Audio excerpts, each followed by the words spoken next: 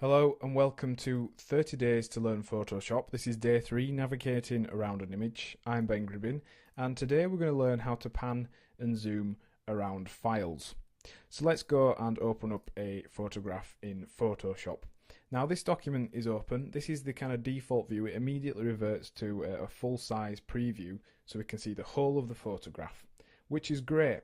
However, we want to zoom and get in close so we can start working on tighter areas of that photograph. So to do that, we're going to need to use the pan and zoom tools. Now these are probably a little bit tricky to get used to at first, but the combination of them both allow you to fly around an image very quickly and easily and skip about the different sections and work wherever you like. So let's start off by introducing you to the zoom tool. Now that's available on the toolbar, the very bottom right corner. It might be at the very bottom if you're using a single zoom or a single toolbar like so. So go ahead and click on it, or alternatively you can just press Z to select the zoom tool. And what this does is allows us to zoom in and out of an image. So to zoom in, all you need to do, very simply, is just click, and that will zoom in and it'll point directly wherever you are placing your cursor. And we can go down right to the pixel level. So that is 1 pixel there, zoomed up. Now you notice it zoomed in quite quick there, and actually it was zooming in on 100% increments every time. So it was basically doubling the size of the image each time we zoomed in there. So what if you want to move in a little bit more gradually? Well, you can use the scroll wheel on your mouse, and if you just move that forwards and backwards now, you'll see it zooms in and it zooms out on a more simple, more smooth kind of way. So another option, if you don't have a scroll wheel, is to be able to click down when you have the zoom tool chosen. Now if you go and click and hold down and move to the left, it will zoom out, and if you click and move to the right, it will zoom in, and it actually zooms into the area you clicked. So let's say we want to zoom into this piece of this fire here. We move to the right and it zooms in. We move to the left and it zooms out. Now that's an easier way if you don't have a scroll wheel. Alternatively as well, you can use the clicking method, and to zoom out when you're using the clicking method, press Alt and it changes. You notice the magnifying glass changes from a plus to a minus, and you can then zoom out like so. So using those methods, we can zoom in quickly, or we can zoom in a little bit more gradually and zoom in and out on smaller increments. Now the thing we're using here, where we're clicking and holding left and right, that's if you don't have a scroll wheel. It does work as well if you do, but you can turn that on and off by going to the options bar here and pressing scrubbly or scrubby zoom. So that scrubs in and scrubs out. So we're at a zoomed level here. Let's say we want to get back to 100% quickly. All you need to do, you can double click the zoom tool. So let me show you that on a little bit more of a drastic level. If you zoom into pixel level, double click the zoom tool, or you can go to fit screen, and that will return you to a full size where you can see the whole image. But now we want to be able to pan and move around an image once we've zoomed in.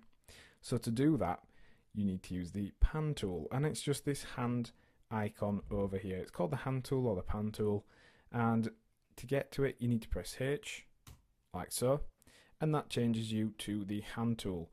And all that does is then you can click and drag and move around an image. You can also do this at any kind of zoom level.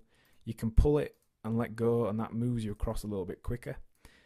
And it's just a very quick and easy way to be able to navigate around your image without having to zoom in and then zoom back out again and then grab the hand tool and move across. You can just do that whilst you're zoomed in, and you can use your navigator over here to view the exact place you are looking at. So let's say we want to zoom into this person's head over here.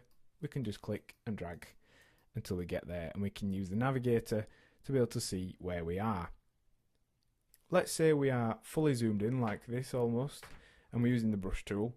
If we press and hold the space bar, we can temporarily select the hand tool, and then we can carry on using the brush tool. Now that's just a little bit easier than going to the hand tool and going back to the brush tool. Just saves you a little bit of time, and that's a quicker way of being able to select the hand tool and to be able to pan round our image.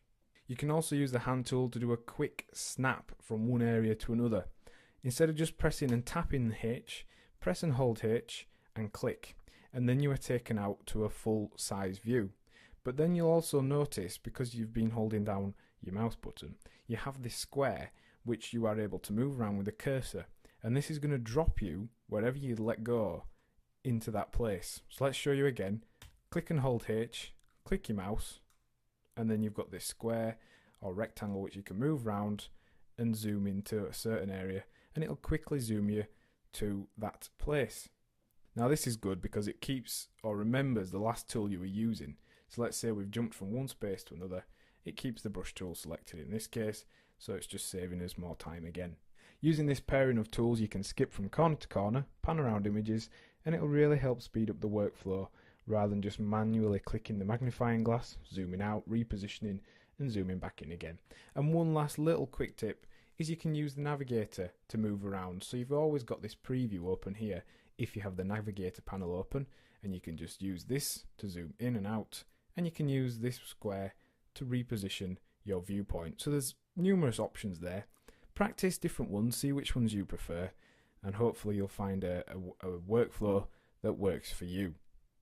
So in today's lesson we have learned how to navigate around an image. We've considered how to use the pan and zoom tools, and also some quick tips on how to start using Photoshop a little bit more quickly.